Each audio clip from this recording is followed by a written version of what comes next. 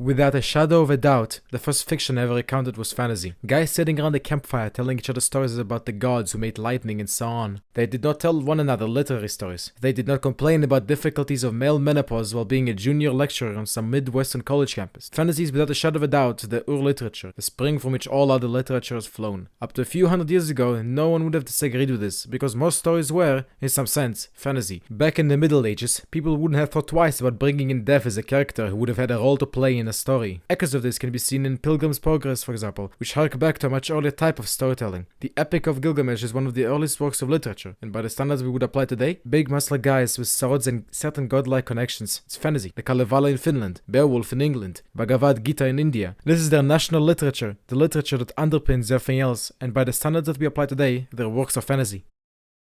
As described so cynically by Terry Pratchett, fantasy has existed for a while, so why does fantasy work get reduced to merely genre fiction and is not taken seriously by literary scholars?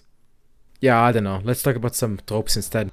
Think of a high fantasy work, any type of fantasy work at all. If you're not an avid consumer of the genre, your first thought is probably Lord of the Rings. And that is for a good reason. The tropes introduced in that book have managed to last for over 80 years now. Think of your elves, your dragons, dwarves, ontologically evil anti-human race that needs to be wiped out, you know, usually stuff like that. Elves and dragons are the ones I still see the most right now, so I'll talk about them first, then move on to the unfortunate consequences type tropes, like the latter, afterwards. Elves, initially part of Germanic mythology, were commonly referred to as fairy folk. The term later became synonymous with fairy, and in the British Isles, Anglo-Saxon elf myths, blended with Celtic supernatural beings. Over time, elves and fairies became diminutive woodland humanoids known for tricks, but seen as benevolent. This evolved into the modern portrayal of tiny, helpful elves in green attire or pointy hands, like Santa's helpers. And then Lord of the Rings was published, and they became the less elf and more human elves we know today. Long lifespan, better than everyone at everything, arrogant, pretty, and often androgynous, and so on. Nowadays they come in high, wood, and dark elf variants. All of them always separated into nations with or just villages with almost zero overlap at all.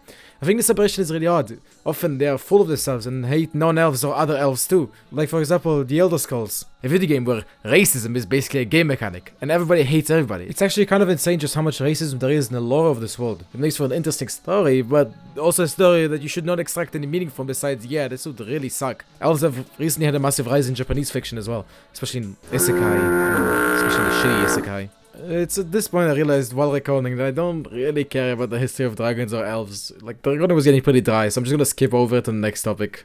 The concept of hereditary magic, where some individuals are simply born with magical abilities, introduces a form of bioessentialism that excludes many from even the prospect of attaining power.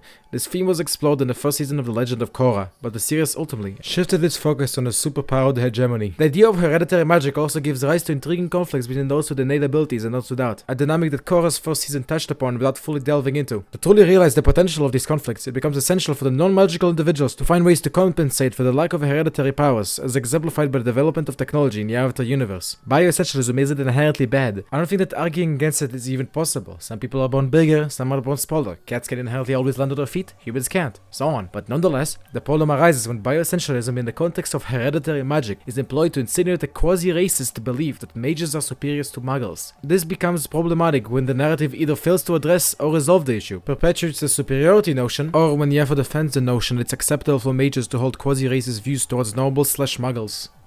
The always chaotic evil trope is a common concept in many fantasy and sci-fi works. An entire species of bad guys. Orcs from Lord of the Rings, Drow from D&D, the Skaven from Warhammer, and the Goblins from Goblin Slayer, so on. This trope exists because it's easy and comfortable to have a race of beings that you can kill without moral ambiguity, allowing the audience to relish the spectacle of battles and wars without the burden of guilt. They're usually only there to give the hero something to kill without feeling bad about it. Going back to Lord of the Rings, orcs aren't human, so the characters kill them without a second thought. A lot of strategies are used to label the inhabitants of Mordor as the other, justifying the notion that it is acceptable to kill or exterminate them due to their inherent evil. This narrative approach enables the audience to rally behind the Fellowship as they mercilessly massacre these beings without hesitation, underlining the belief that such actions are justified, as the population of Mordor would supposedly do the same given the opportunity. The problem here is that they would. Absolute evil exists in the universe of Tolkien, as he draws his ideas of morality from his religion. This trope is reminiscent to the thought of some groups, but of course I'm not implying any hidden grievances.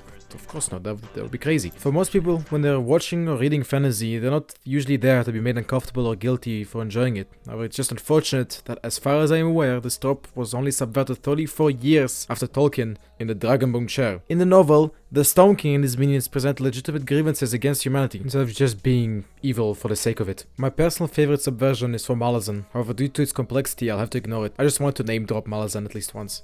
The last topic I'll quickly mention is the sexual dimorphism between male and female members of a species in fantasy or sci-fi. This trope probably exists because you can slaughter the bestial males while having the women serve as fan service, as fantasy used to be predominantly marketed towards guys, and to publishers guys... Why did I write this? To publishers guys like big boobs and genocide.